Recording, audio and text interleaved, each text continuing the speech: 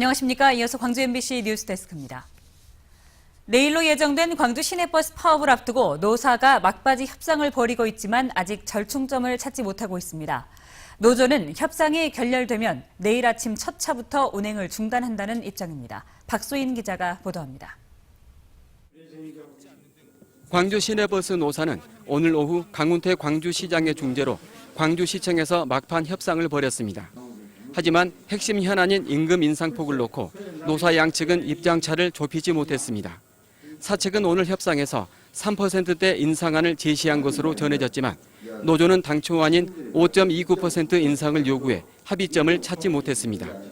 노조는 또 광주 시내버스 기사들의 임금 수준이 다른 대도시들에 비해 크게 뒤처진다며 임금 현실화를 요구했습니다. 시내버스 노사는 조금 전 광주시청에 다시 모여 협상을 재개한 것으로 전해졌습니다. 하지만 양측의 입장차가 아직 뚜렷한 상태여서 오늘 밤 안으로 합의에 이를지는 불투명합니다. 광주 시내버스 노조는 지난 2002년 임단협이 결렬돼 열흘 동안 파업을 벌인 이후 지난해까지는 실제 파업에 들어가지는 않았습니다.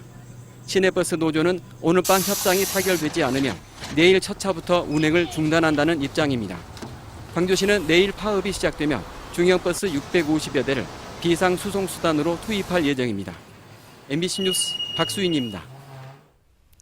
전교조가 법외 노조 판결과 관련해 총력 투쟁에 나서기로 결의한 가운데 광주 지역 전교조 교사들도 조퇴 투쟁 등에 동참할 예정입니다.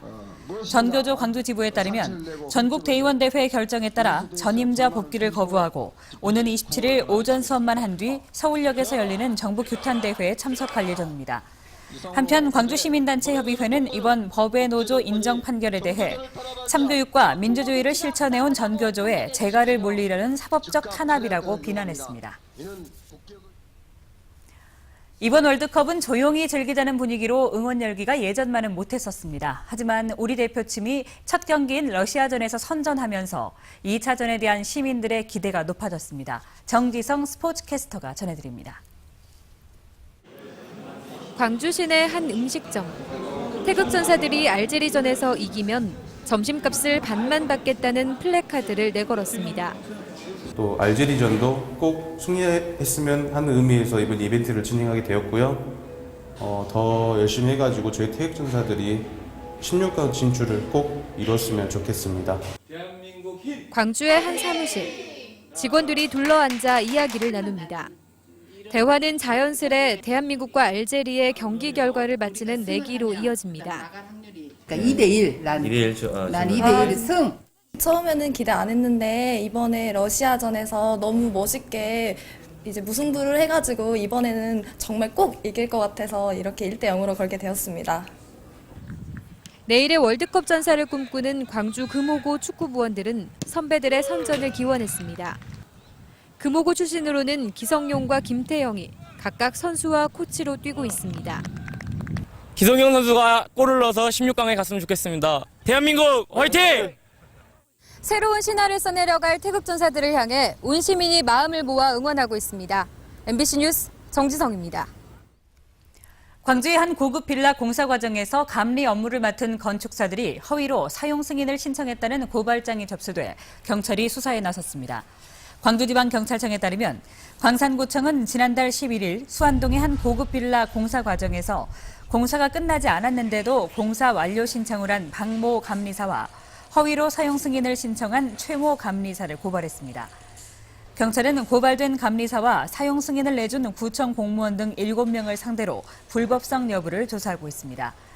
광산구청은 사용 승인을 내준 26세대 가운데 공사가 끝나지 않은 19세대에 사용 승인을 취소했습니다.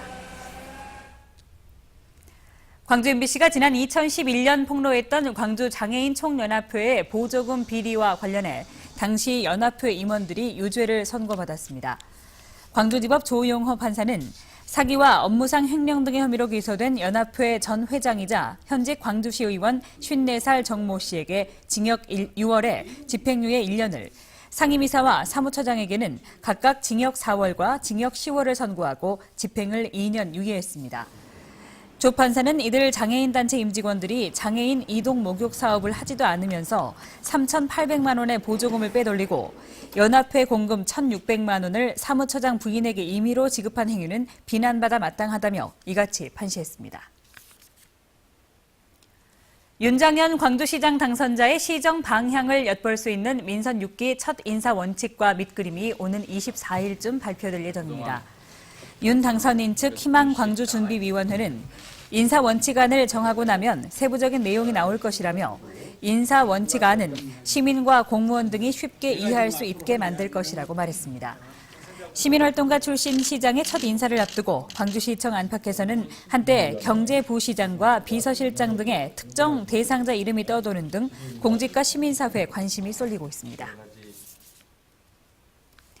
2015 담양 세계 대나무 박람회가 대숲에서 찾은 녹색 미래를 주제로 내년 6월 27일부터 8월 15일까지 50일 동안 중록원 일대에서 열립니다. 내년 박람회는 대나무를 이용한 공예와 건축 등은 물론 미용과 첨단 바이오 산업에 이르는 대나무의 미래지향적 가치를 7가지 전시와 다양한 체험 프로그램 등을 통해 조명합니다. 전라남도와 담양군은 착실한 준비로 입소문 나는 박람회를 만들어 담양을 친환경 생태 도시로 국내외에 널리 알린다는 계획입니다.